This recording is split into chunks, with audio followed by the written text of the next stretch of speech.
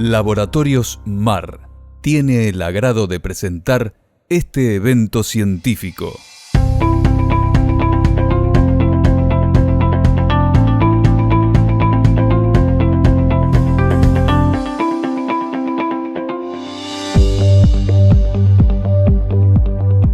Laboratorios MAR es una empresa cuya finalidad es trabajar por el bien común, siempre al servicio del profesional y la comunidad, elaborando medicamentos de la más alta calidad con valor social.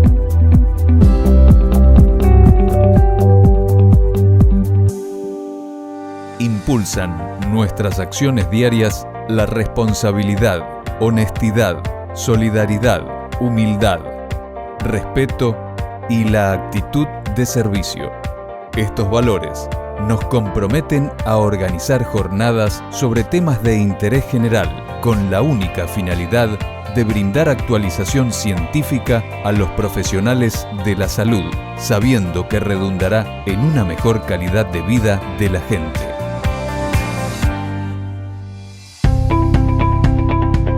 Laboratorios MAR, como siempre, al servicio del profesional.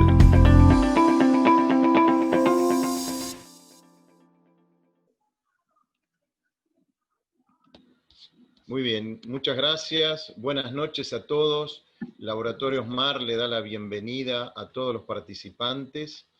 Es esta jornada otra de las jornadas científicas que Laboratorios MAR pone a disposición de todo el cuerpo médico argentino y todo el equipo de salud del país. Mi nombre es Juan Carlos Gropa, yo soy el director médico de Laboratorios MAR, y en nombre del laboratorio y toda la empresa nos ponemos a disposición de todos ustedes para brindar una jornada especial, una jornada que creemos va a ser realmente positiva, que nos va a nutrir con experiencias, con ejemplos y con mucho contenido científico de parte de alguien muy especial. Creemos que esta es una jornada diferente, original, valiosa, que va a abordar un tema que padecemos todos, que es el estrés en la pandemia, sus repercusiones y cómo enfrentarlo. Para ello hemos convocado también a alguien muy especial, a alguien con reconocimiento de sus pares y de gran valor académico y práctico, como es el doctor José Eduardo Abadi, a quien agradecemos desde ya su presencia. Muchas gracias, José Eduardo, por participar con nosotros. Obviamente, la predisposición del doctor a nosotros nos hace sentir importantes y nos parece que esto lo debemos compartir, porque el objetivo de Laboratorios MAR de toda la vida es capacitar a todo el equipo de salud, ayudarlo en su tarea cotidiana, y creemos que de alguna manera esto es algo que nuestro equipo de salud está haciendo, está esforzándose, está cumpliendo una vasta tarea. Estamos escuchando alguna persona que no apagó el micrófono. Si alguien por favor puede apagarlo, muchas gracias. Decíamos que nuestro equipo de salud, y bueno, esto lo demuestra la alta concurrencia a quien agradecemos, está brindando a todo el país una vasta tarea, está esforzándose, está haciendo muchísima actividad en todos los rincones de la patria, y Laboratorios MAR lo agradece muchísimo. En la tarea del laboratorio ustedes saben que no es solo aportar productos de alta calidad, medicamentos de alta calidad, sino también brindar una capacitación permanente, brindar un aporte científico y actualizaciones de distintas formas a través, en este año complejo, a través del Zoom o a través del Instagram, como ya lo hemos realizado y como va a continuar en el resto del año y el próximo año seguramente. El laboratorio desea continuar en esta tarea porque en definitiva se siente un facilitador de toda la actividad que los profesionales de la salud realizan, y con esta jornada nos ponemos a servir al equipo de salud ¿para qué? Para un objetivo final que es mejorar la calidad de vida de toda nuestra población. Así que gracias a ¿Me todos escuchás, por Patri? participar. Gracias a todos por la presencia en este momento. Obviamente, como dije, la persona que nos visita hoy es una persona muy reconocida, muy valorada, y como que ustedes seguramente conocen, como es el doctor Abadi, y de alguna manera la operatoria que vamos a desarrollar es la disertación del doctor, que va a ser una disertación exclusiva, con una mínima intervención mía, porque yo iré leyendo las preguntas que ustedes pueden adjuntar al propio chat y que nosotros iremos tomando, y la parte final será con las preguntas que ustedes hagan, que yo también voy a plantear al doctor, que voy a formular al doctor, donde él va a dar el cierre, obviamente con todas las inquietudes que ustedes tengan. Por eso el objetivo es que ninguno haga preguntas en forma oral, sino que se formulen directamente por el chat del propio Zoom. Así que agradecemos nuevamente que mantengan los micrófonos apagados. José Eduardo Abadi es médico psiquiatra, es psicoanalista, es escritor, con una vasta trayectoria en la psiquiatría y en la psicología, con disertaciones en el exterior y con numerosas publicaciones en el ámbito nacional e internacional. También el doctor actualmente es director académico de la licenciatura en psicología de la Universidad Argentina de la Empresa. José Eduardo, muchas gracias nuevamente por estar con nosotros y te escuchamos y deseamos recibir tu importante aporte. Bueno, muchísimas gracias, Juan Carlos. Ante todo, buenas noches a todos. Agradecerles que me acompañen en esta charla, agradecerle al Laboratorio Mar esta iniciativa que en la medida que nos reúne, ¿verdad? ¿Se me escucha bien? ¿No se escucha? Perfecto, doctor. Perfecto, ¿Oh? perfecto, doctor. Ah, Perfecto. bárbaro. Que digo que estas charlas, en la medida que el Laboratorio Mar también como toma el timón para realizarlas, también nos reúne, nos permite dialogar, nos permite estar más cerca, y aunque parezca extraño, pero no lo es, también es una manera de atenuar el estrés ante ciertas circunstancias particularmente agudas o colectivamente traumáticas, como es la pandemia que está atravesando en este momento el mundo. El título que me solicitaron, que elegimos pensando juntos con el Laboratorio Mar para esta charla que compartimos, es estrés en la pandemia. Interesante, ¿no? Porque son dos palabras muy fundamentales en nuestra vida cotidiana. El estrés con su larga historia y la pandemia con su sorpresiva aparición en el presente, en la actualidad. Digo el estrés en su larga historia porque ya hace mucho que se sabe acerca del estrés, de esta reacción psicobiológica que tenemos ante un estímulo al cual ante su novedad, ante desconocerlo, ante sorprendernos, ponemos en marcha todo el arsenal psicobiológico que tenemos para poder enfrentarlo del mejor modo. Pero ha habido manifestaciones del estrés a lo largo de la historia, en los últimos periodos de la modernidad y de la posmodernidad, que han sido distintos. El estrés de esta posmodernidad, la cronicidad del estrés en esta posmodernidad es distinto seguramente al de la modernidad, con algunas características muy singulares que va a ser interesante después que las puntualicemos o las podamos charlar. Tiene un origen y tiene un cierto desarrollo muy particular que va a ser útil de ver también, porque desde ahí es desde donde se recibe esta sorpresa inédita y traumática que es la pandemia. Perdón, ahora bien, me parece que había aparecido un sonido ahí en el medio. Pero dije pandemia. Y empecemos por allí, para entender parte de por qué esta pandemia ha impedido que la reacción del estrés pueda atajar este estímulo de un modo que lo pueda, yo diría, como adecuar, descargar y ubicar. ¿Por qué la pandemia se ha convertido en un factor estresante, distresante, si ustedes quieren? ¿Por qué se ha convertido en un fenómeno de tensión emocional acumulativa que obviamente no ha encontrado una solución adecuada y que tiene manifestaciones clínicas que se hacen evidentes? Por otro lado, nos exige un intento de inventiva, de comprensión para poder, hasta que la investigación, la clínica, la infectología, etcétera, nos den la respuesta, ya sea en una medicación alternativa o en la vacuna, poder de algún modo, yo diría, como metabolizar del mejor modo posible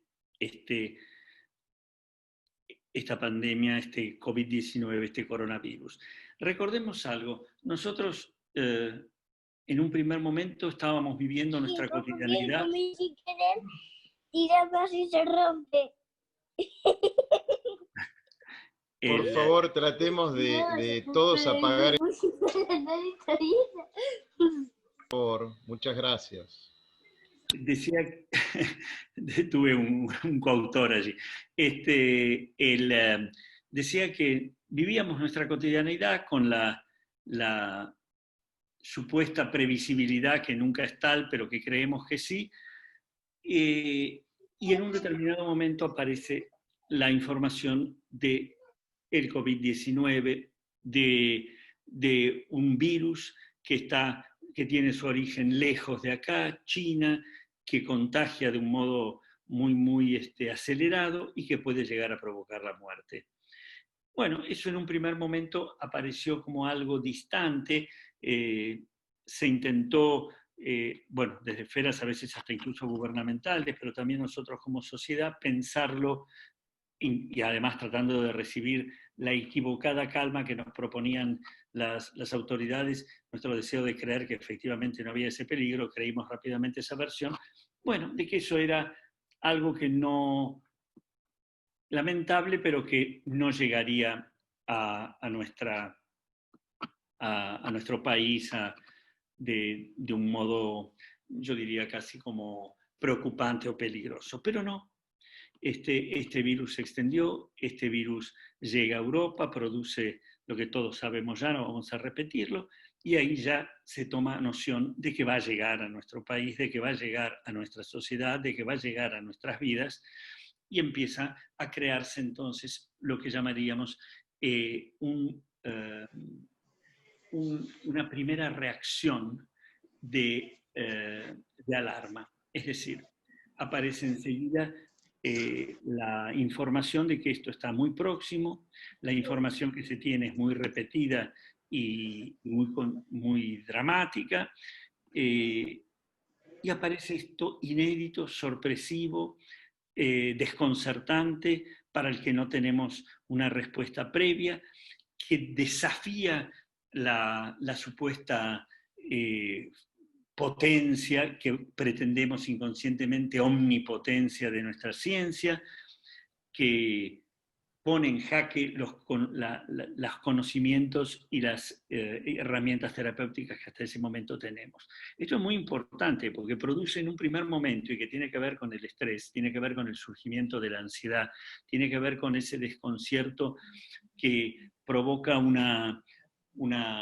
sensación de desamparo, una sensación de desprotección importante, porque ha aparecido algo invisible, mínimo, pequeño, que desafía la supuesta omnipotencia de la razón de los seres humanos, de la ciencia de los seres humanos, de la organización que tenemos nosotros los seres humanos en nuestro mundo. No es poco, es una herida narcisista enorme. Nosotros estábamos ya fantaseando, consciente o inconscientemente, ya no con la longevidad a la que atribuíamos como una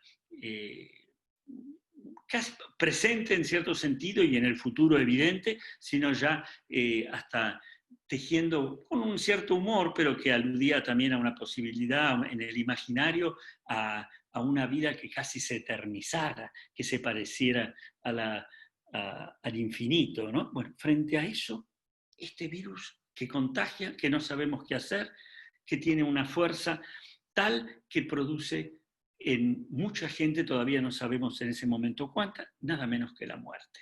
Bueno, desestructuración de nuestra estabilidad subjetiva, empieza a crearse tensiones y demandas a nivel de lo grupal y de lo social, y allí eso que llamamos inédito, sorpresivo, desconcertante, se convierte en traumático. ¿Qué quiere decir esto? Que es más grande, que es más intenso, que es más complejo de lo que podemos atajar, elaborar y descargar. ¿Cuáles son las primeras formas en las cuales entonces estímulo que se convierte en un estrés inmanejable y empieza a acumular una tensión emocional que nos captura? La aparición del primer representante que aparece allí es la ansiedad. Naturalmente la ansiedad es ese malestar psíquico, básicamente, en el cual tenemos esa sensación de incomodidad dentro de nuestro ser, de mal humor, de una preocupación que se convierte a veces en irritación, a veces en un cierto bajón anímico, pero que queda dentro del área de lo psíquico. Pero la información sigue viniendo, el virus se instala y ya no lo podemos negar dentro de nuestra sociedad, empieza a haber aquello que era vivido como una incertidumbre, cosa que parecía tener un cierto carácter filosófico, bueno, es incierto, no, era amenaza. Cuando la gente piensa, la pandemia produce un nivel de incertidumbre, no, la pandemia lo que produce a nivel de los psíquicos es una nivel de amenaza, donde está en juego un temor a la pérdida de las cosas valiosas que sentimos que teníamos o que tenemos, ya sea desde vínculos de seres queridos, ya sea de aquellos, si ustedes quieren, estructuras que hacen a nuestra sensación de estar en el mundo. Por lo tanto, tiene un carácter disolutorio que genera una ansiedad que va creciendo y ya se convierte en angustia. ¿Cuál es esa diferencia allí entre esa ansiedad y esa angustia? Bueno, la angustia ya empieza nuestro cuerpo a hablar. Ya pasamos ante esa, si ustedes quieren, ansiedad que estaba más comprimida en el área de lo psíquico, aparece todo el cuadro con todo el sistema neurovegetativo hablando con la imaginación que ustedes puedan elegir, como de un nivel y de una intensidad enorme. Entonces aparecen, aparato respiratorio, cardíaco, todas las manifestaciones que sabemos de palpitaciones, taquicardia, agitación respiratoria, trastornos gastrointestinales, contracturas que producen una alarma que a la vez aumenta estos síntomas, llegándose incluso, y muchísimas veces, a ese cuadro que tanto nos consultan, que es ya el estrés, digamos, disruptivo, que sería el ataque de pánico, ¿no? En el ataque de pánico, el sujeto queda paralizado, bloqueado, las reacciones son, yo diría, como sin un manejo, un control coherente, y el malestar y el sufrimiento son crecientes. Entonces tenemos estas dos primeras manifestaciones frente a ese primer desconcierto y sorpresa de herida narcisista, desestructuración de ese mundo ordenado desde la imaginaria omnipotencia del hombre y de la razón.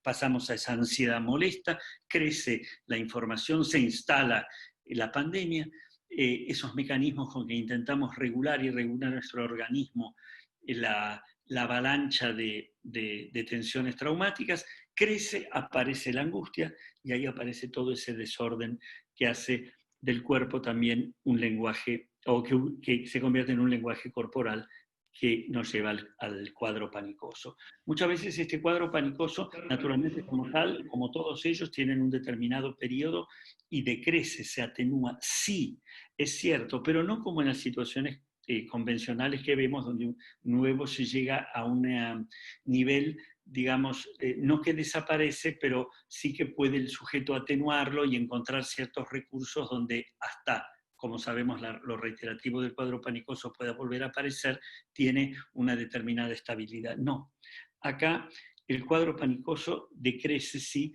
pero queda una angustia basal elevada. Y empieza a haber ya, y con esto digo también parte del estrés, una angustia cotidiana permanente, con ondulaciones en más y en menos, y con distintas manifestaciones que ahora vamos a ver, pero que no hace ese proceso de ansiedad, angustia, cuadro panicoso, y volvemos a ese cuadro basal hasta que no podamos o tengamos que enfrentarnos a un nuevo episodio.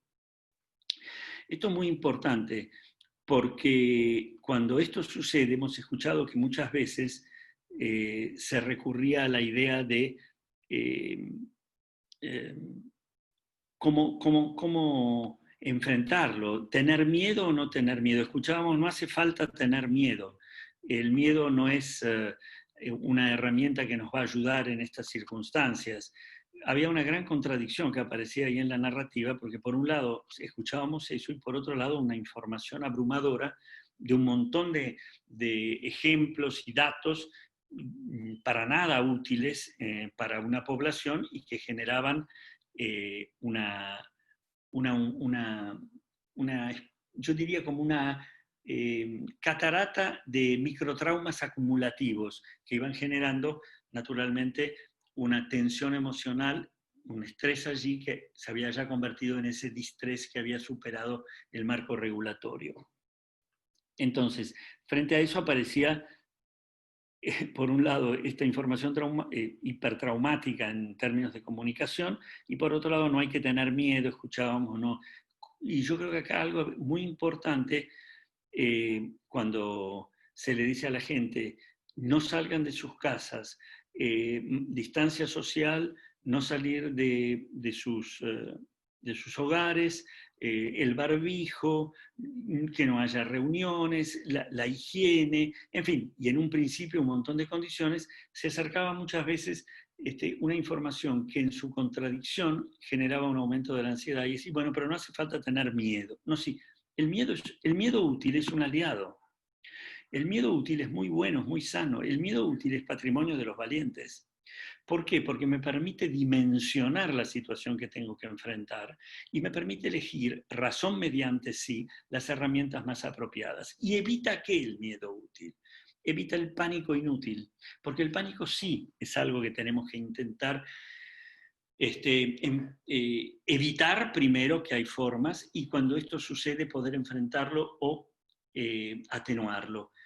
Una de las formas de evitar el pánico, que es esa desorganización que no tiene ninguna utilidad defensiva apropiada, es la del miedo útil.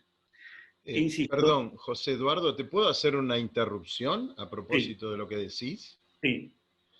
Esto me hace pensarme, vos decías recién cómo se manejó el miedo, me hace pensar en nuestro país y de alguna manera, más allá de, uno no se mete para nada en lo político, pero cómo te parece a vos que se comunicó en Argentina para que de alguna manera se manejara esta situación. Por favor, los micrófonos, todos recordemos eso, por favor. ¿Cómo ha sido la evolución de esa comunicación? Y durante la pandemia, ¿qué te parece? ¿Cómo se ha generado y desarrollado la narrativa para que nosotros no tengamos miedo o para que manejemos de la mejor forma posible todo esto? Bueno, esa me parece atinadísima tu pregunta, Juanca, porque luego de esa primera minimización oficial que hubo, eso queda lejos, en una parte es verano, etc., en toda esa especie de, yo diría, bueno, desacierto en cuanto a la comprensión de la magnitud de lo que ocurría, después vino una información que nos acompaña durante la pandemia, por ahí ahora un poco más, porque la gente se cansó, pero una información donde todo el tiempo, todos los medios de comunicación, 24 horas del día, de lo único que se hablaba era de este coronavirus, del COVID-19, de la aceleración del contagio, de los síntomas que producía, y de las muertes que tenían lugar. Sobre todo pensemos en esto, en las muertes que tenían lugar. En un momento donde, insisto, de la incertidumbre pasamos a la sensación de amenaza, donde lo que está en juego es nada menos que el florecimiento absolutamente desnudo de la angustia de muerte frente a la noticia o al conocimiento de que puede provocar la muerte en mucha gente. Se nos decía, había índices que aparecían más controvertidos, aparecía permanentemente la idea de muerte. Entonces veíamos medios de información donde de lo único que se hablaba todo el tiempo era de esto, donde no había la información necesaria, es decir, me parece perfecto que hubiera habido este famoso trípode que se aconsejaba, si ustedes quieren, distancia social, higiene, barbijo, que no se fuera a reuniones, que se tuviera conocimiento de la capacidad de contagio que tenía el virus si uno estaba con mayor facilidad con gente de la tercera edad, es decir, generar una determinada información que fomentara, que creara muchas veces en la Argentina, fomentara cuando ésta estaba, responsabilidad social, solidaridad, registro del otro, el cuidar al otro como una manera de cuidarme yo. Que aparecía de un modo muy interesante, esto ligado también a la forma como se maneja el estrés, cuando entendimos que cuidar al otro era una forma de estar seguros. Es interesante esto, porque muchas veces la gente cree que tengo que cuidarme primero yo, y después al otro como itinerario de la supuesta seguridad. No, hasta la etología lo tiene probado. Es porque cuido al otro que me siento más seguro yo, y esto lo puso en mucha evidencia. Ahora bien, cuando todos los medios de difusión me hacen la auditoría contable de la cantidad de muertos que hay en el mundo, en cualquier lugar, en cualquier barrio, de cualquier ciudad, de cualquier país, de cualquier continente del mundo, todo el tiempo, tantos muertos, tantos por morirse, tantos que se murieron ayer, tantos. ¿Para qué? ¿Para qué todo el tiempo? Y además la presencia y repetición a veces inadecuada, entonces, por la narrativa que se elija, de las cosas útiles sí que había que prever y que había que cuidarse, porque se convierten en tan repetidas que se las transforman en obviedades que pierden su eficacia. Por favor, si podemos apagar todos los micrófonos, porque se interrumpe la disertación. Si son tan amables, todos revisen sus computadoras, por favor. Muchas gracias.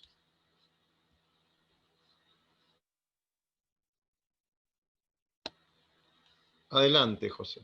Sí, a vos, a quienes están allí, a toda la gente que tengo el gusto que me esté escuchando. ¿Hubo alguna vez en sus vidas que en 4 o 5 meses han escuchado más veces la palabra muerte? Pienso que no, ¿verdad? ¿Ustedes piensan que es gratuito eso? No, eso es un trauma. Y es un trauma acumulativo que va generando una tensión emocional que hace a que los sistemas de manejo psicobiológicos para poder hacernos cargo de eso fracasen. Eso está y nos deja en un estado donde vamos apelando a otro, o se va descargando de otro tipo de manera, de otras manifestaciones que son síntomas. Entonces, creo que ahí fue muy desacertado. Nunca vi tantos, más que en mi formación y especialidad en la medicina, vi médicos en la televisión. Deben haber estado todos, no sé. Y a veces hasta uno prendía un canal, iba al otro, estaba a veces el mismo, a veces otro, diciendo lo mismo. O a veces dando teorías supuestas o especulaciones. Está bien, pero ¿para qué? Hay gente que está ansiosa, hay gente que pasó a la angustia, hay gente que está enfrentando un desconcierto frente a una situación que le resulta difícil de metabolizar por la sobreinformación y sobre todo por una sobreinformación que entre otras cosas nos dice todavía no sabemos mucho de esto porque es nuevo. Bueno, imagínense en esa situación una avalancha de datos ligados a la muerte, a contagiados, a los que se van a contagiar. Bueno, esto ha sido, yo creo, un factor sin duda estresante durante el transcurso de la pandemia. Hubiera sido interesante una narrativa donde esto hubiera sido organizado de mejor modo. inclusive a través de determinadas estrategias a veces comunicacionales que facilitan la incorporación, absorción de la información y de un modo útil, ¿no? De un modo no traumático, de un modo no ansiógeno, de un modo no angustioso. Eso es un poquito lo que pienso al respecto, Juanca. Por ejemplo, una de las cosas importantes que aparecía y que algunos sosteníamos o cuando nos preguntaban desde distintos organismos o en informaciones periodísticas a qué apelar cuando se hablaba de aislamiento y encierro, usaban 3 expresiones: aislamiento, encierro o quédate en casa, ¿verdad? Yo decía que importante que era jugar con estas ideas para desterrar a partir del juego comunicacional que se hiciera en una narrativa adecuada del aislamiento y el encierro, porque son altamente estresantes esas palabras, aluden a prisión, a fantasías culpógenas inconscientes, a castigo, a un sentimiento de enclaustramiento, que bueno, ni que hablar cuando hay cuadros ya previos fóbicos, ¿no? Y a una distancia con el otro muy grande, donde el no registro del semejante me hace sentir solo, pero en una soledad que es aquella que dispara la angustia de muerte, que no tiene representación en nuestro psiquismo, porque no sabemos lo que es la muerte, nadie que murió nos volvió a contar cómo era.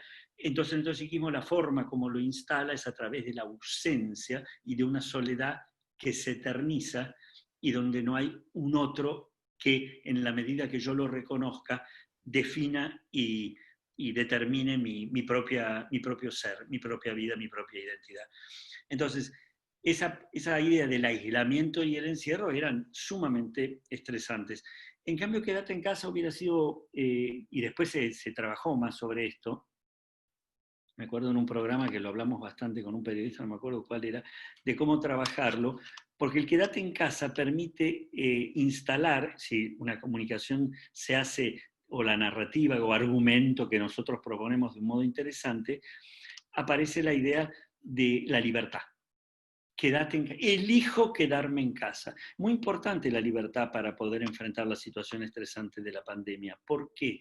Porque me hace sentir a mí con una consistencia, con una fuerza en la cual puedo ir eligiendo, en el cual puedo ir enfrentando, en el cual todavía no tengo la última solución, pero tengo determinadas herramientas, en el cual, en la medida que me siento libre, no me siento apremiado o encerrado en una angustia de muerte. Quédate en casa era una manera de poder iniciar el me quiero quedar en casa, y me quiero quedar en casa no porque me guste estar solamente en mi casa, sino porque es mi forma de cuidarte y de este modo que vos me cuides, y porque de este modo soy libre de elegir cuál es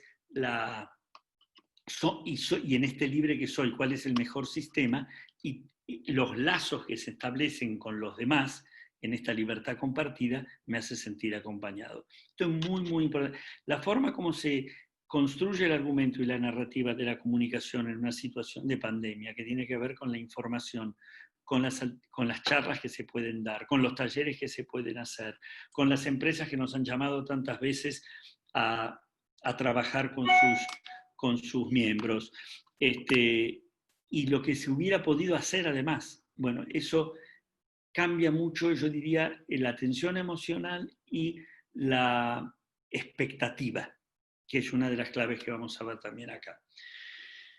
Cuando la ansiedad, la angustia, cuando esto crece, aparece unas derivaciones sintomáticas que eran muy claras y que tenían que ver con esto que les decía a ustedes, de esta información y de esta sensación de eternización que tenía la prolongación indefinida de la cuarentena, que es algo así como, bueno, primero el cuadro depresivo, la idea de la pérdida, no solamente la pérdida que se pudo haber dado ya, no solamente aquel que puede haber estado enfermo, no solamente aquellos pocos, pero que alcanza para que nos duela profundamente qué es lo que se pueden haber muerto, sino todos aquellos que tememos que puedan morir, ¿no es así? Y que genera gran parte de esa ansiedad estresante, lo que me puede llegar a faltar. que se convierte muchas veces, cuando se intensifica como emoción, en algo que ya lo vivo como faltante. ¿Y eso qué nos lleva a esa pérdida? A la depresión. Y hemos visto muchos cuadros depresivos que tienen que ver con soledad, que tienen que ver con aquella ausencia del otro, que tiene que ver con esa vivencia de pérdida, pero también con algo más que pasaba con esto. ¿Y saben qué es? Se había perdido ante la vivencia de eternización de esta pandemia, porque piensen ustedes, primero 15 días, 30, 40, más allá de la inevitabilidad o no de la prolongación de la pandemia, más allá de la mejor o peor organización que se hizo de la misma, que todo eso podemos discutirlo, pero la vivencia que se tenía interna, inconsciente, es esto no termina más. Y entonces, ¿qué genera eso? La vivencia de ausencia de futuro, de ausencia de mañana, de ausencia de porvenir. Altamente estresante, es decir, lo que define que uno se sienta vivo, que esté activo en algún sentido y activamente contemplativo, cuando también creemos en lo contemplativo, es que haya un mañana. Que haya un mañana. Un mañana implica que la presencia del otro. Si hay un otro, hay vínculo, hay lazo, hay un mañana, me siento vivo. Si tengo una situación en la cual hay como un muro invisible pero enorme que me impide reconocer al otro e imaginarme reconocido o habitando la interioridad del otro, y un mañana que no llegará nunca, la angustia de muerte que me invade genera desde ese lugar de ansiedad inicial, yo diría cuadros depresivos, y cuando había ya como terreno predisponente una depresión previa, bueno, naturalmente la potenciaba, igual que a las fobias, de un modo significativo, ¿no es así? Creo que eso es un punto muy, muy importante, porque tiene que ver con de qué manera instalamos como forma de enfrentar esto la expectativa, es decir, la manera de mirar, de vivir mi actualidad en la forma en que me supongo que puedo mirar el futuro. Si no tengo futuro, no tengo expectativa. Entonces la expectativa, y a partir de ahí, cómo construir esa expectativa positiva. ¿Cómo se construye esa expectativa positiva? Trabajando la noción de esperanza. Todo la ausencia de esto genera la desesperanza que genera desasosiego, desesperación, y allí se potencian los cuadros depresivos, los cuadros fóbicos, las irritabilidades, las sensaciones de inconformismo, pero que pasan a ser: me equivoqué la vida que venía llevando, me equivoqué con quien estaba, mi vida matrimonial no me interesa. Bueno, naturalmente toda la libido, toda la energía concentrada en mi preocupación de sobrevivir, ni hablar de la vida amorosa. Bueno, si esto ligado a esas dos... Y tengo que hacer eso. Todo eso ligado a esos dos...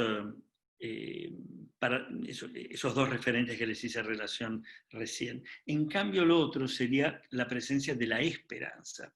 La esperanza, que es expectativa positiva, que genera un sentimiento de confianza en uno mismo.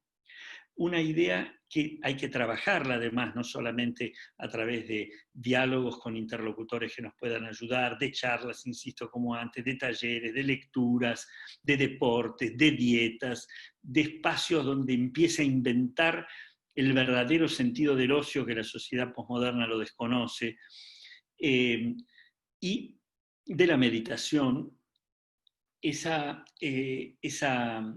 esperanza trabajada desde allí, que genera esa confianza en uno mismo, me hace sentir fuerte para poder enfrentar un desafío, ¿no? Que cuando aparece la idea de pérdida y amenaza que no puedo manejar, el desafío se convierte en una derrota y el estrés se convierte en ese distrés que nos inunda. En cambio, ante la idea de una consistencia en autoestima, confianza en mí mismo, lazos con los otros, juntos, puedo empezar a apelar a la idea de si la humanidad muchas veces se vio enfrentada a situaciones en las cuales parecía que la situación no tenía ¿cómo se llama? La enfermedad, si era una enfermedad, una guerra, un desastre natural, no tenían solución, lo ha solucionado. ¿Esto por qué va a ser distinto? Esto va a haber una transitoriedad acá, va a terminar dentro de un determinado tiempo y nosotros los seres humanos vamos a tener que ver con eso que va a terminar, pero inclusive hacernos dueños de un aprendizaje, no a través de una imaginaria omnipotencia en la que creíamos vivir, donde considerábamos a la muerte y a la enfermedad políticamente incorrecta, sino a través de poder admitirla, saber que en un determinado tiempo todavía no tenemos las herramientas, pero que con el esfuerzo y nuestra razón podemos llegar a encontrarlas y las vamos a encontrar. Eso crea otra posición personal, subjetiva y colectiva frente a esta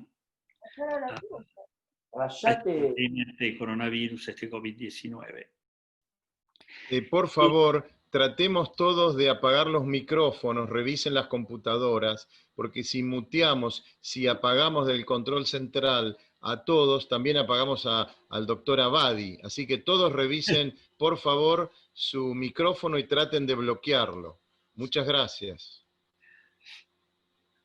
Lo contrario de esta expectativa positiva es la expectativa negativa, donde entramos en la idea de, naturalmente, prisioneros del cuadro depresivo, del pesimismo, que es el tobogán a la depresión, y de teorías de destino inevitable, como fomentando en mucha gente la idea de, bueno, tenía que pasar, esto es lo inevitable de cómo iba a terminar el mundo, que son las conocidas fantasías apocalípticas, ¿no? En las cuales hay como una batalla no diría, hay como un enfrentamiento perdido de antemano. Esto me parece a mí muy, muy importante. Ahora bien, en la idea de la expectativa positiva le otorga carácter de verdad a la noción de transitorio. Cuando la noción de transitorio nos parece una abstracción que no es, nuestra ansiedad, el distrés aumenta de un modo significativo. Yo recuerdo una anécdota que es interesante, me vino a la cabeza ahora y la pondría como ejemplo. Una vez salí del supermercado y una señora me dice desde un coche, va a ver una señora que estaba allí con el barbijo, doctor, doctor, y me acerqué, digo, no la ubico, ¿de quién? Cuando llegué no la reconocía. Le digo, disculpe, ¿nos conocemos? Y dice, no, yo lo conozco a usted y le quería preguntar algo. Sí, dígame, señora, esto habrá sido hace unos 3 meses. Doctor, ¿cuándo se termina esto? ¿Cuándo vamos a salir? Naturalmente, yo podría haberle respondido fácilmente, no tengo la menor idea, señora. Yo como usted esperamos de que esto se pueda salir, pero entendí desde otro lugar la pregunta. Ella no me estaba preguntando cuándo, ella me estaba preguntando, ¿se va a salir de esto? ¿Es verdad que esto es transitorio? Entonces le respondí desde allí, le dije, mire, no tengo la fecha exacta, la verdad, ni usted tampoco, ¿no, señora? Y así traté de crear un... Pero lo que sí le puedo decir con toda seguridad es que esto sí en un momento se va a terminar y que vamos a salir y que en algún momento esto usted lo va a recordar como un episodio triste que nos tuvimos que hacer cargo, pero también como de una prueba más de la capacidad del ser humano de enfrentar situaciones adversas y salir adelante. Yo esperé que se tranquilice, ¿no? No sé cuánto se habrá logrado o no, pero me respondió una frase que para mí me dejó helado. Me dice, ah, qué bien, doctor, pero ¿sabe qué? Yo tengo 78 años.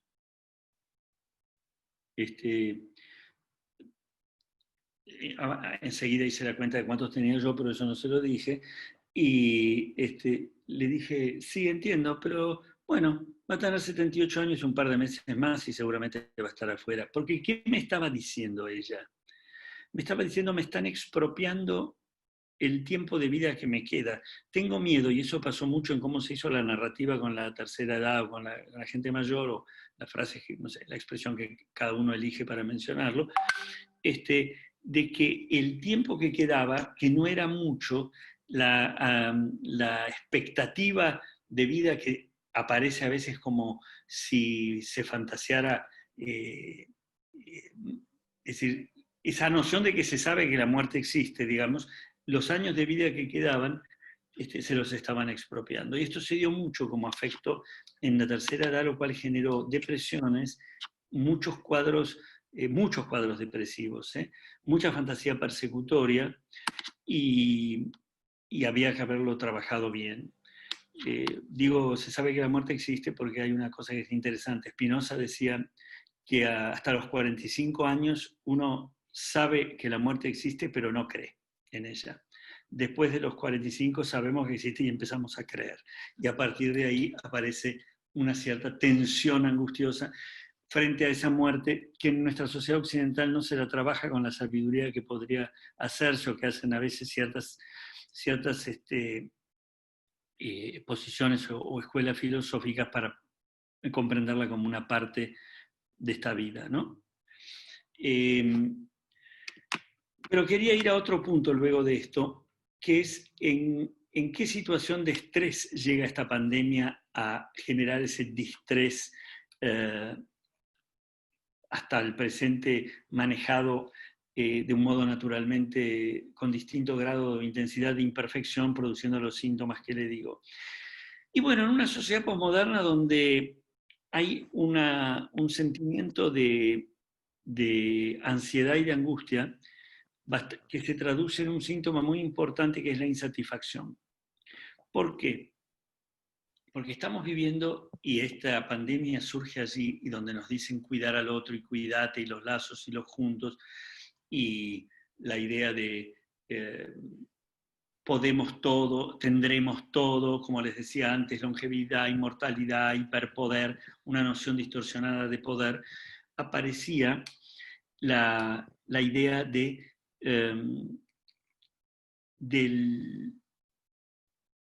la soledad, del narcisismo. Vivimos en una sociedad posmoderna donde el ego se comió al yo. Y eso nos deja muy, muy solos, donde la idea de el tener sustituye al ser que no tenemos tiempo de conformar, porque estamos muy apurados en producir aquello que me dé una determinada pertenencia y no me haga sentir afuera de la sociedad, de la valoración de lo que mi autoestima necesita para sentirse presente.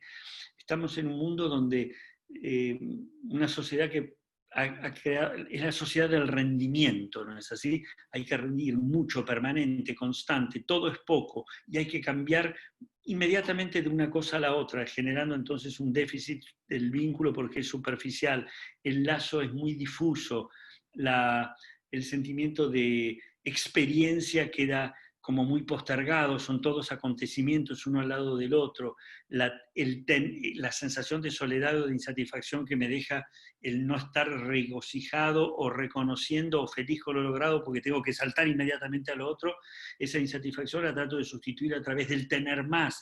El tener más me pone en un lugar de mayor exigencia. Esa exigencia llega a un logro que tampoco va a alcanzar porque hay que tener enseguida lo otro.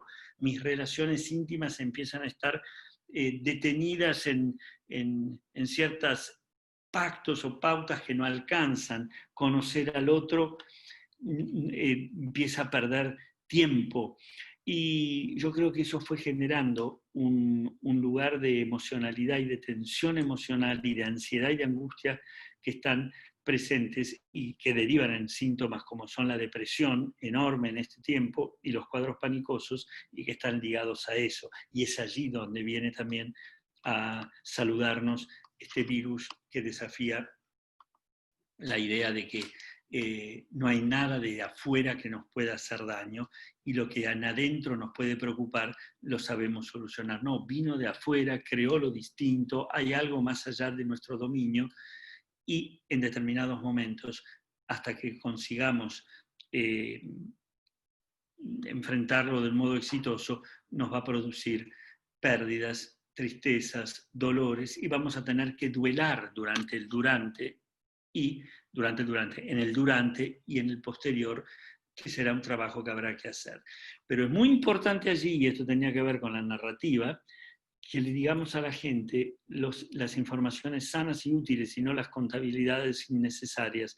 Y es cuánto es lo que se puede contagiar, cuáles son los porcentajes de complicación verdadera, cuál es las situaciones de gravedad y cuál es el índice de letalidad que en la fantasía inconsciente, si no se convierte, es muchísimo más grande casi de lo que realmente es, creando el pánico en lugar del miedo útil. Entonces, en esa sociedad donde el ego se comió al yo, donde el narcisismo no me permite reconocer al otro y el otro a mí, y hay un déficit de caudal amoroso, donde hay como una dificultad de la vida contemplativa suficiente para poder meterme conmigo mismo e incluir al otro en ese mí mismo, que no está solamente ligado a la producción y al rendimiento, en esta sociedad del cansancio, nos encuentra, curiosamente, cuando creíamos más omnipotentes, en un lugar de debilidad a la cual denuncia con esto.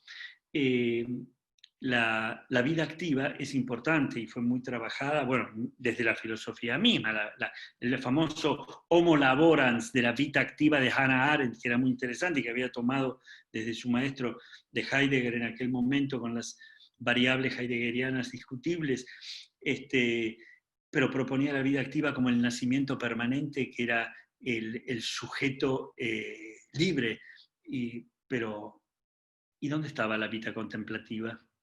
¿Dónde estaba aquello que después empieza a descubrir y que tiene que ver con el ocio? ¿Dónde estaba ese lugar para estar en una capacidad de soledad sana, de amistad con uno mismo, con un radar que puede llegar a captar lo que no va a captar si está siempre haciendo lo que ya se supone que tiene que hacer?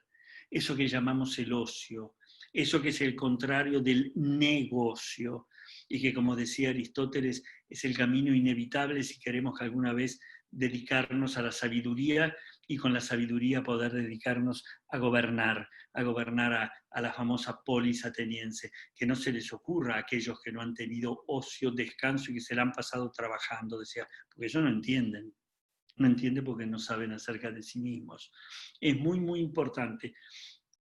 No quiero aburrirlos con mucho más de esto y dar lugar a las preguntas, pero es toda una manera de reformular nuestra vida cotidiana, que es muy interesante esto y que se está empezando a hacer, y que tiene que ver también con el trabajo de la insatisfacción, el lugar del placer, la jerarquía de la subjetividad, el temor innecesario y sintomático al aburrimiento, cuando en realidad dentro del aburrimiento, decía Benjamin, es donde pueden surgir, en esa especie de tiempo tan raro que es el no hacer, algo de lo distinto, ¿no?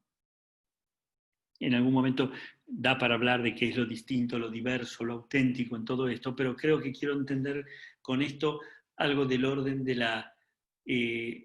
la estructura social y psicológica en la cual esta pandemia ingresó, que la conmueve a esta estructura. Aparece mucho allí, el vínculo aparece desafiado en todas sus formas, ¿no? ¿Qué vínculo tenemos ahora? ¿Pero qué vínculo teníamos? Se hablaba de la rutina, necesito una rutina, pero no era que no soportabas la rutina, ahora querés la rutina. Claro que querés la rutina, ¿por qué? Porque vivíamos en una sociedad donde lo imprescindible era lo previsible. Y la rutina era: yo sé que me despierto 7:30, tomo el café con leche con esa tostada, con esa mermelada, voy de esa manera al coche, me espero, y creo que sé lo que va a pasar. En ese sentido, si sé lo que va a pasar, ¿cuál incógnita postergo permanentemente? ¿Cuándo me voy a morir? La angustia de muerte. Bueno, esta pandemia, con todas estas estructuras, desorganizó eso. Y estrés mediante, ¿no?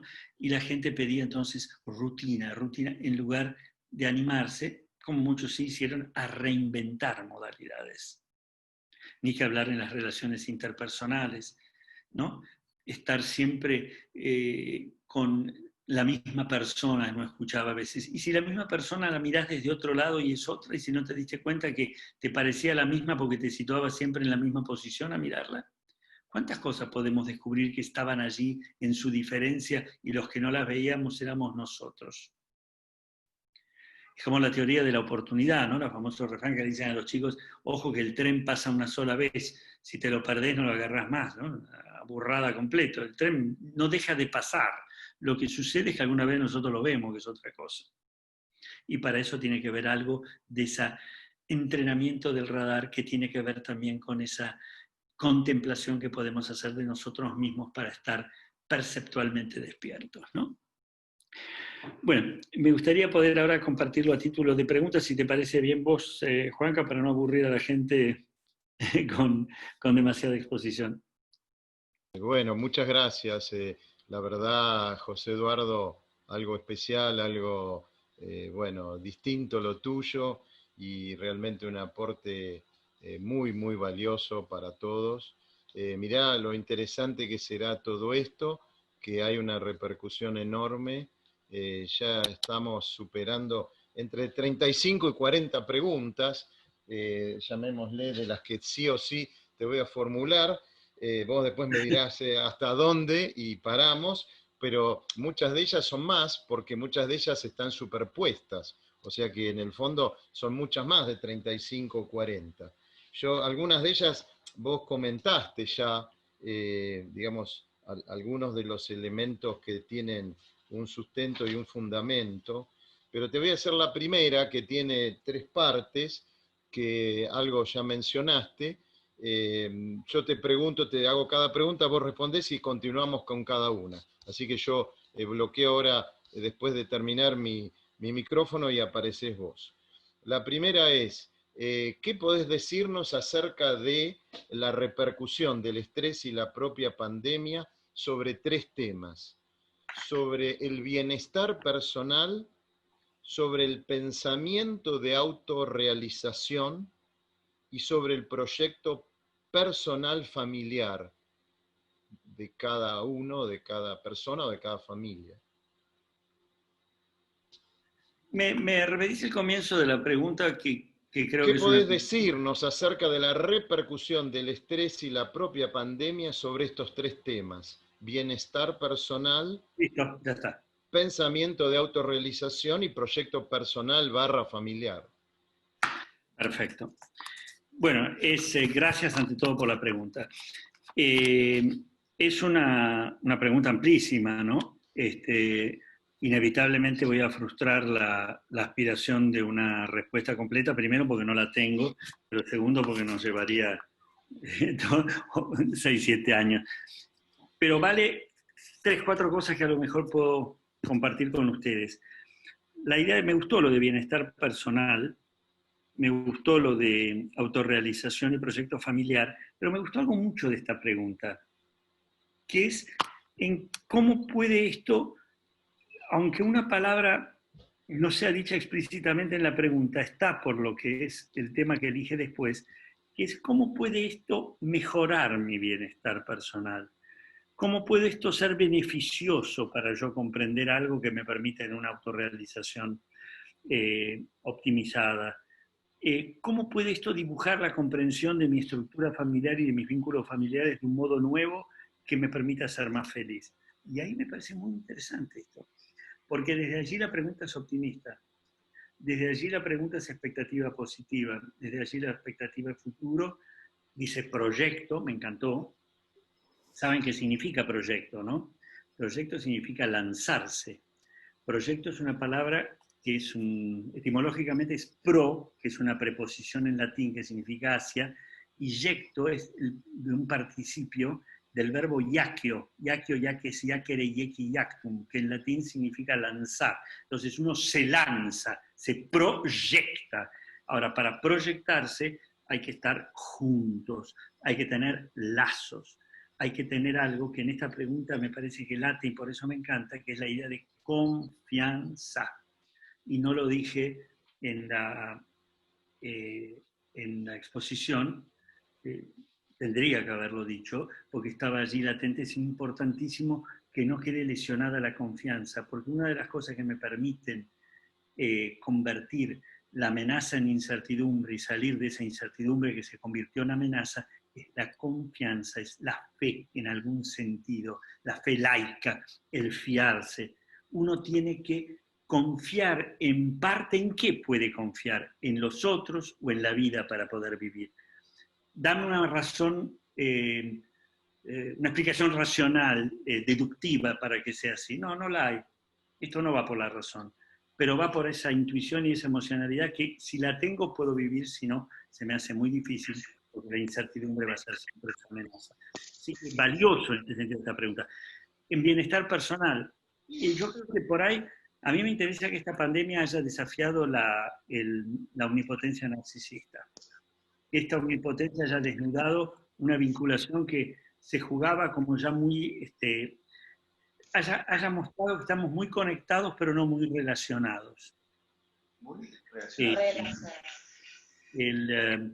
Y ahí hay mucho para trabajar, mucho para trabajar. Yo hago muchas veces grupos y talleres donde vemos esto, y no saben las cosas que salen, y a veces cuando se liga a... Bueno, no voy a empezar a explicar eso ahora, pero no importa, es un tema muy, muy jugoso esta idea de relacionados y no conectados, porque tiene que ver con conocer al otro y con darse a conocer uno. Para darse a conocer uno y a conocer al otro y escucharlo, que es el secreto del diálogo, escuchar, uno empieza a ser más rico. Es muy, muy importante, y esta pandemia desafía lo que suponíamos que estaba cerrado, ¿no? Como ese ego que se había comido al yo. Por eso, cuando se dice de autorrealización, en realidad es muy interesante, porque a partir de esto no hay autorrealización. La autorrealización proviene a través del vínculo. Es decir, yo soy en la medida que somos. Soy un ser social, y en la medida que me vinculo, que los lazos me generan esa ligazón a nivel de lo social, esa comunidad, puedo tener proyecto, entonces puedo tener imaginación, puedo valorizar el esfuerzo que no es sacrificio, ¿eh?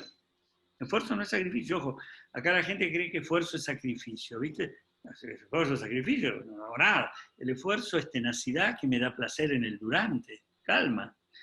Y esto que tiene que ver con bienestar personal en autorrealización, pone en juego estas cosas, que es los vínculos como lugar de pensamiento entusiasta y esperanzado, pero no iluso y mágico.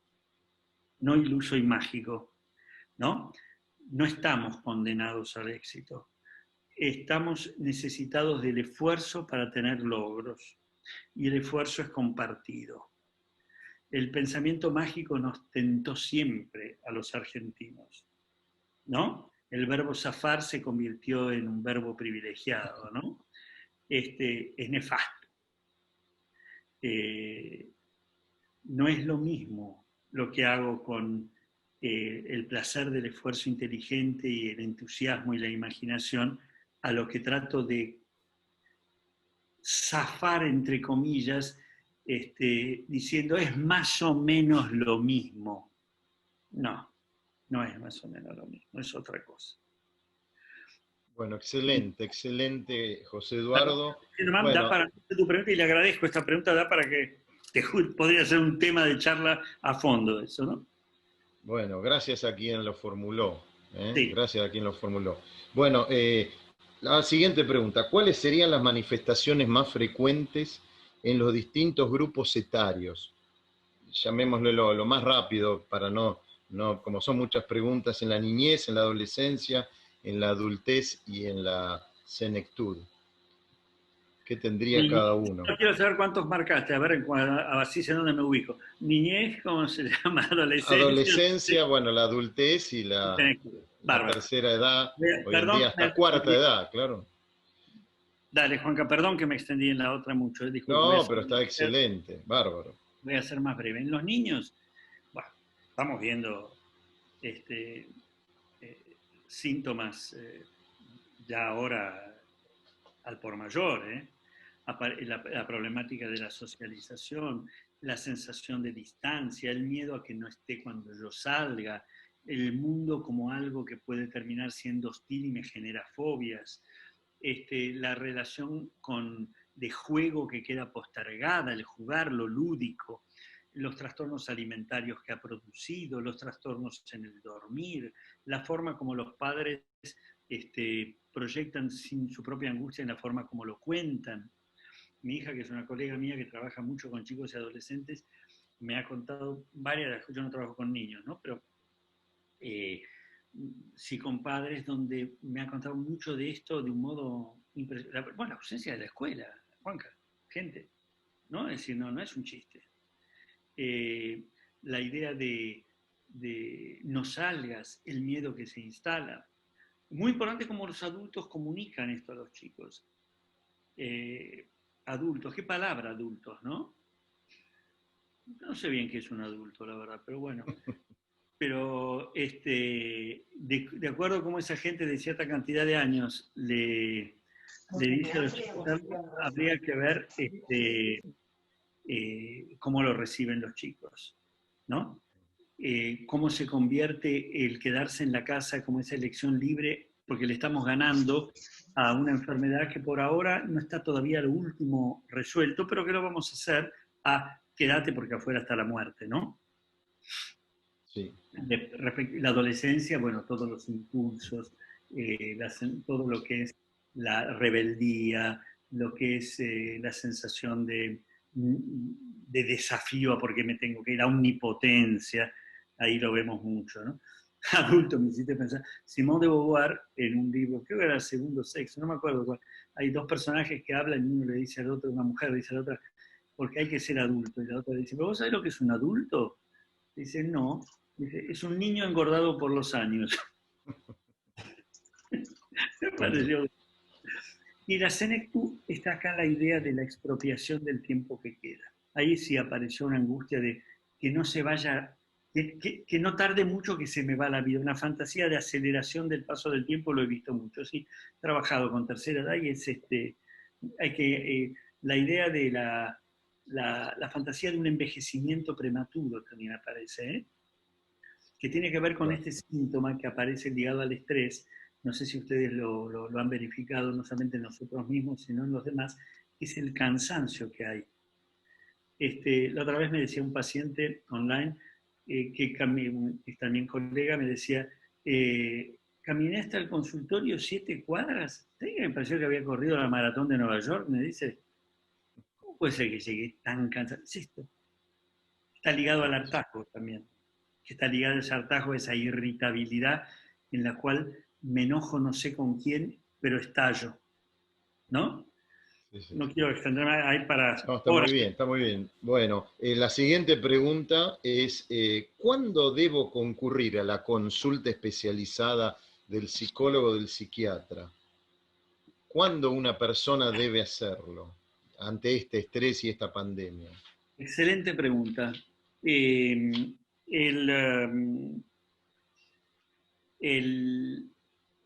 El motivo por el cual uno consulta es porque se siente mal, porque sufre. Cuando hay algo que no entiendo, pero se me repite, eso que se me repite me hace sufrir, no lo entiendo y no puedo manejarlo, ahí consulto.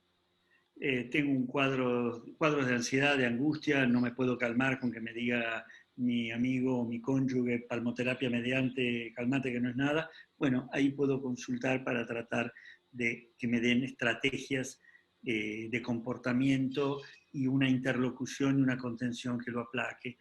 Básicamente uno va, y no solamente en la pandemia, uno consulta, y en psicoanálisis más que nunca, cuando hay un síntoma. ¿Qué quiere decir?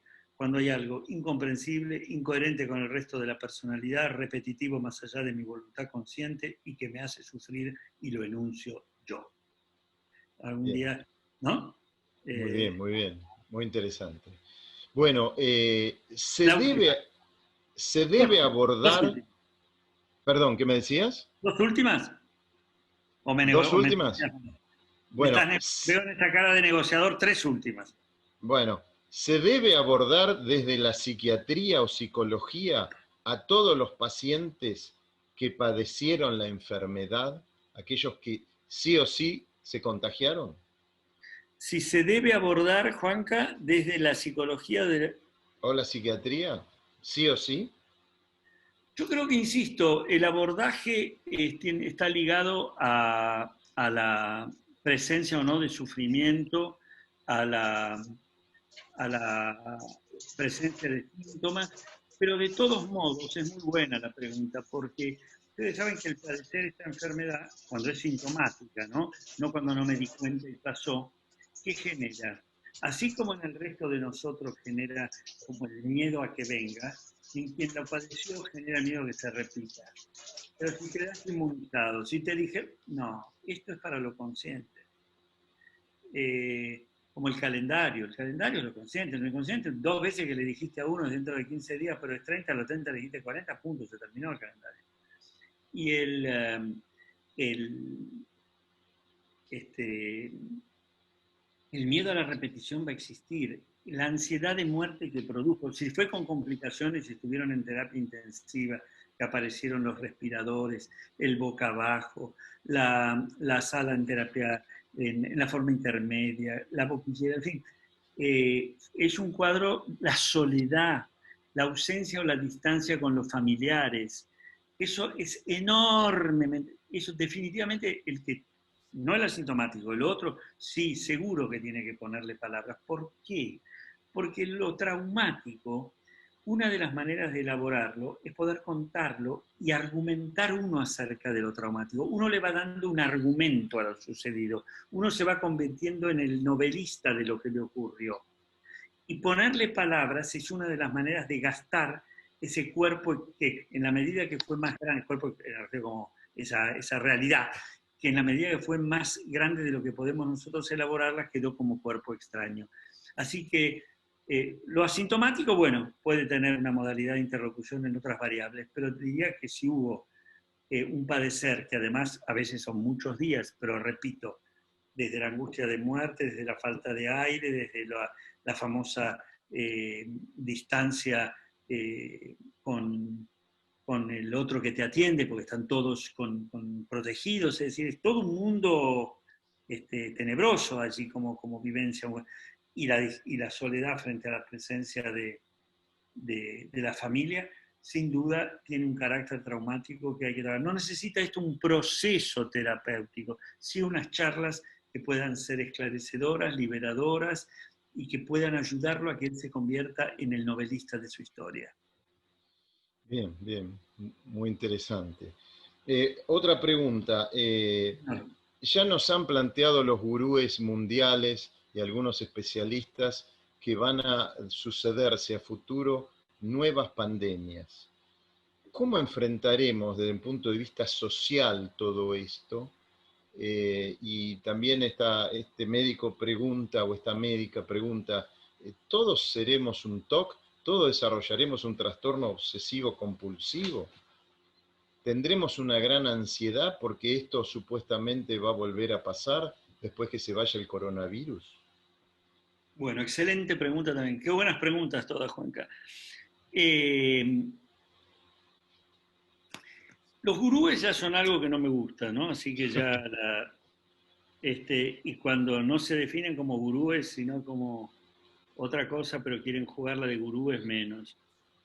Y cuando de cualquier nivel de especialidad se dedican a hablar de lo que no es su especificidad, porque tienen que hablar menos. Yo creo que el miedo a las futuras pandemias en el fondo es, además de lo que conscientemente puede querer decir, que no lo niego, en realidad es como todavía lo traumático de la pandemia que estamos atravesando no está resuelto. ¿Qué quiero decir con esto? Muchas veces lo que es nuestro miedo al futuro, lo que es esa especie de expectación ansiosa respecto al mañana, tiene que ver con un ayer que todavía no hemos logrado convertirlo en material de archivo. Entonces, una de las maneras en que se manifiesta eso que quedó como presente sin habiendo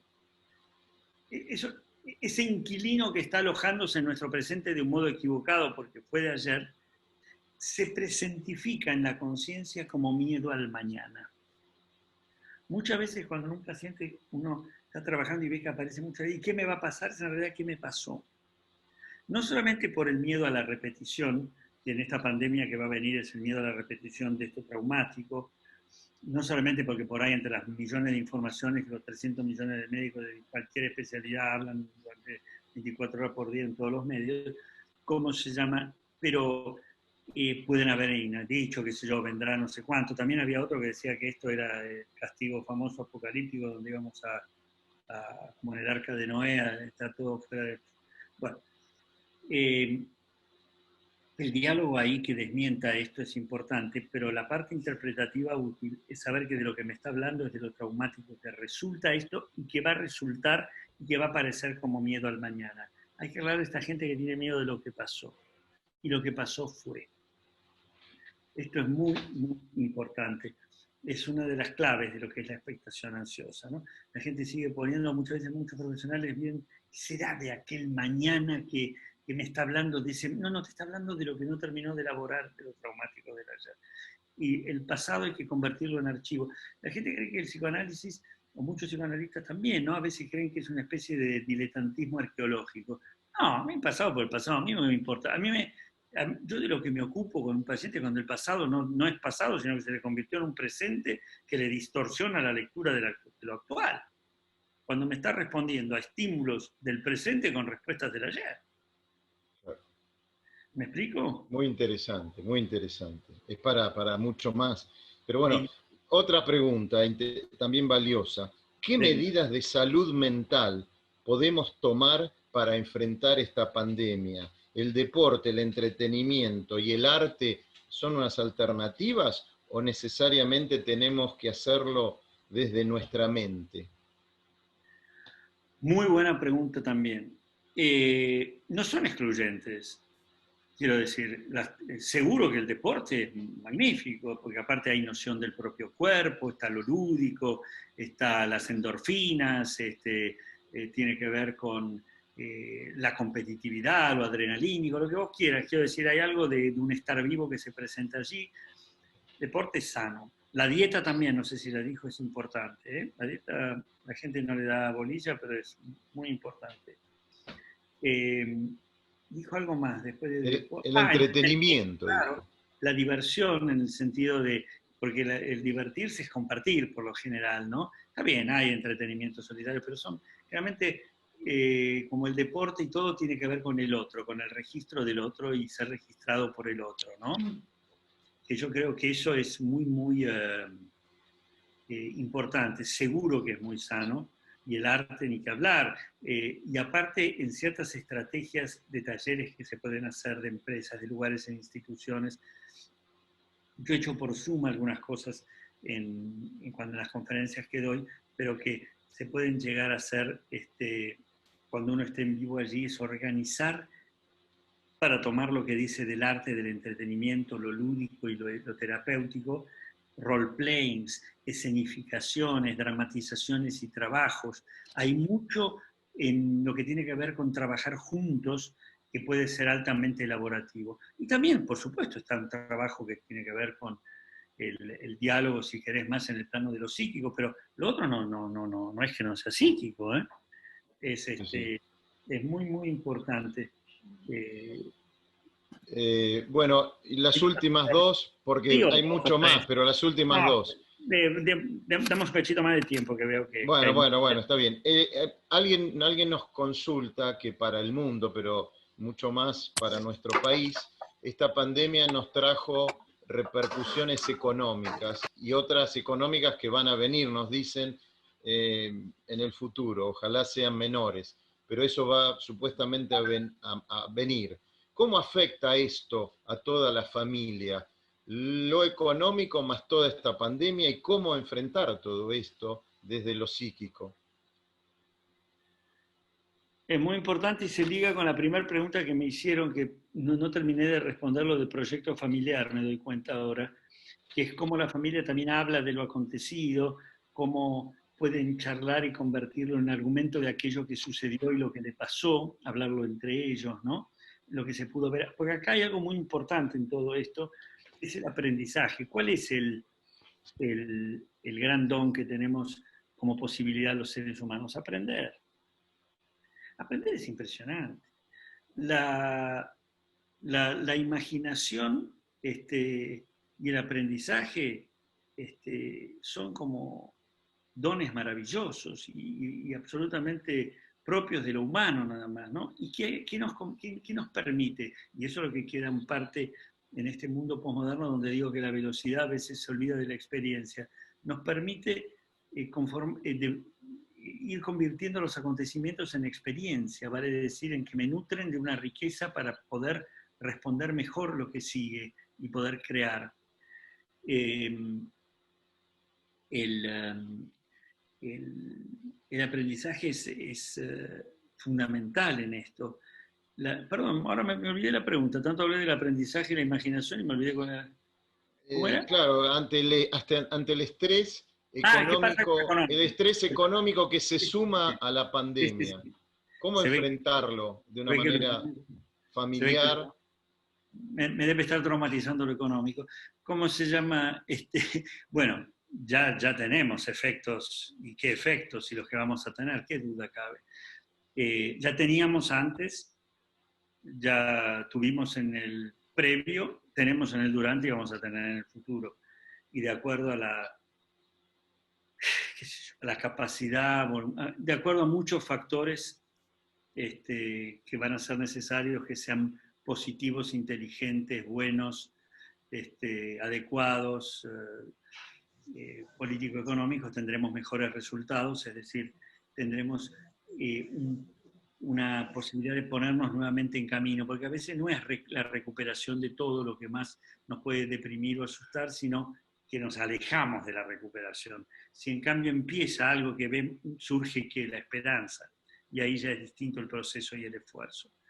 Entonces, de cómo se resuelvan muchas de las incógnitas y de los desafíos, aquellos que, bueno, en lo que hace a la dirección económica y política de la cosa, dependerá en parte de esto.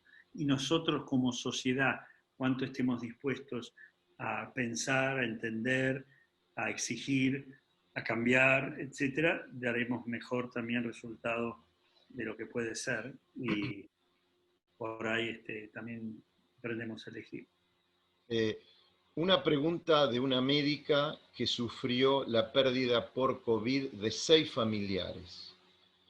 Ella pregunta a sí misma, ¿voy a tener a futuro?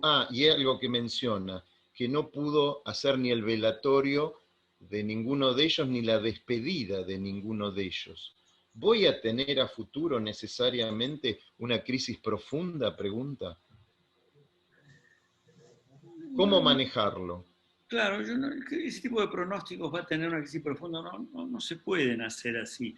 Lo que sí, bueno, primero que lamento muchísimo lo que le sucedió, la verdad. Los que hemos perdido gente, amiga o querida, en esto sabemos de qué se trata. Y acá médicos, como somos todos nosotros, sabemos de qué se trata la muerte, ¿no? Hay otros profesionales de salud también. La mayoría somos médicos, sí. Claro, sí, médicos y profesionales de salud. Profesionales de salud, que te quiero aclarar una cosa, Juanca, tienen encima la responsabilidad de atender la desesperación que muchas veces llega por aliviar al que está sufriendo, la necesidad de poder contener y manejar el propio miedo al contagio y a la propia enfermedad, la capacidad para poder informar a los familiares que desde afuera quieren saber y pedir, los recursos que les gustaría tener y no tienen, el pedido de ser salvadores cuando son humanos que pueden hacer o podemos hacer lo que podemos. El segmento de la salud, qué esfuerzo,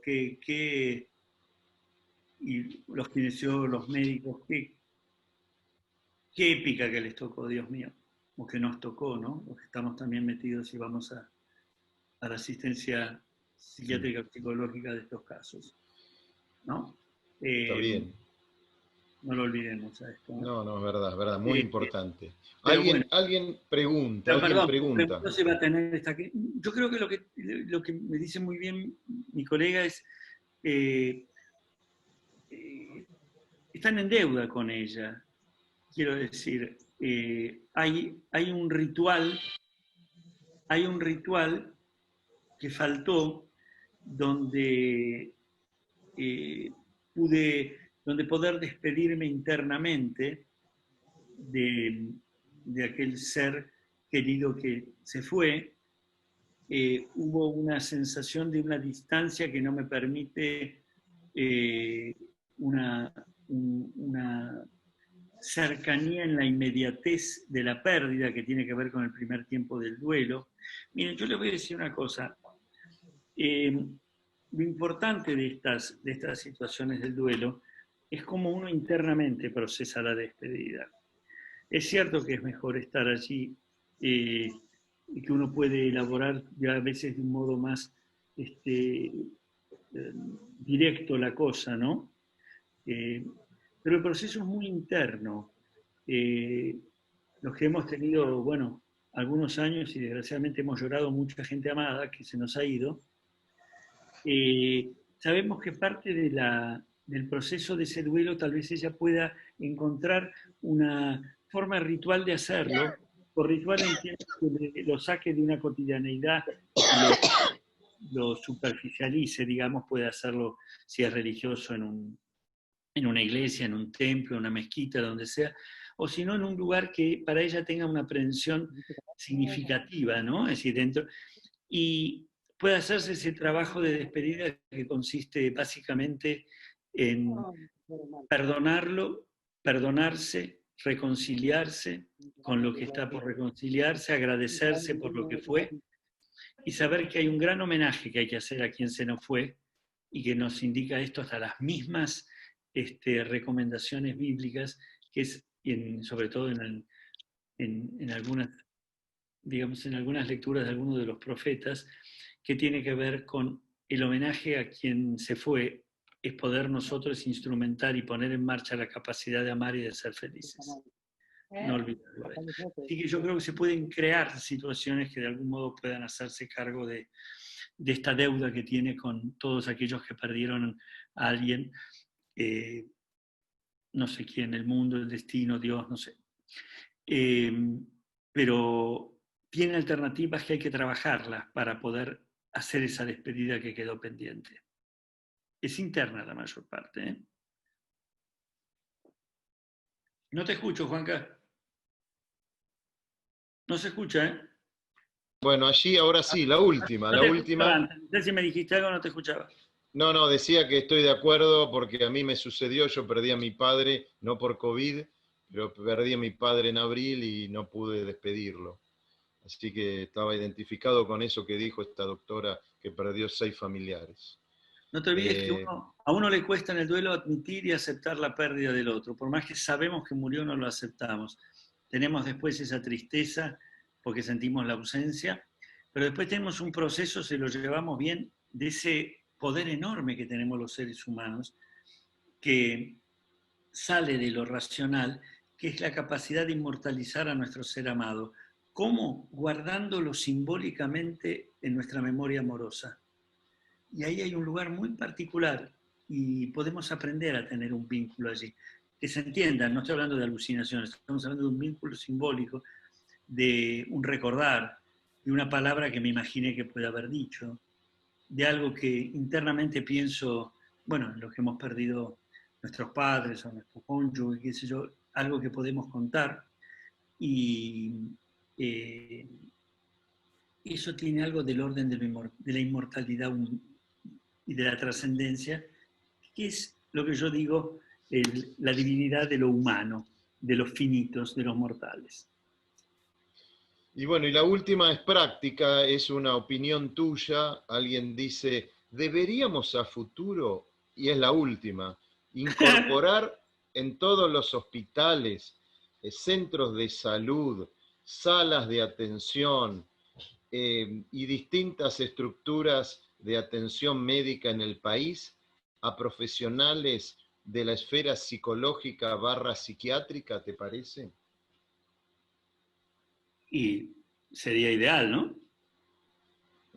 Poder trabajar. La cosa integrativa yo creo que es valiosísima y que los distintos departamentos puedan tener más niveles de interacción también. Distintos departamentos dentro de un hospital y todo, claro que sí.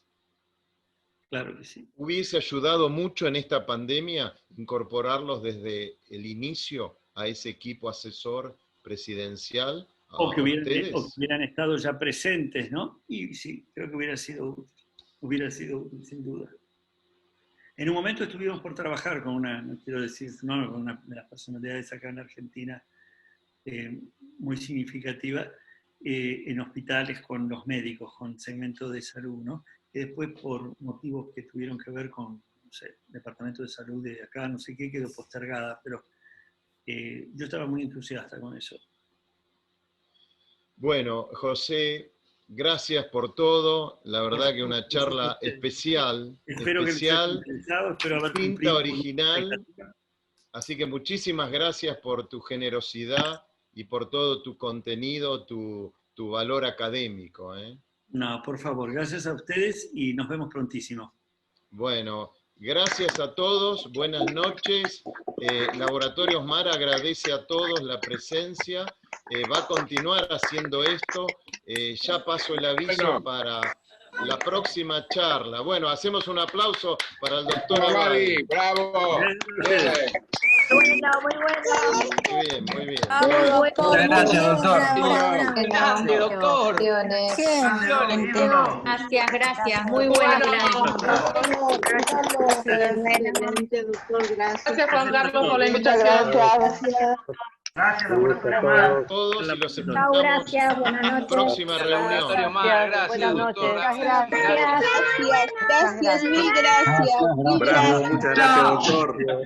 Gracias, doctor José Abadi. Eduardo, muchas gracias en serio. Excelente. Algo de alto valor. Gracias, De alto doctor. valor. En cuanto a la pandemia. Gracias, todos pueden hablar ahora. Muchas gracias. Hasta luego. Gracias a Excelente, todos. doctor, un gusto. Muchas gracias por la charla.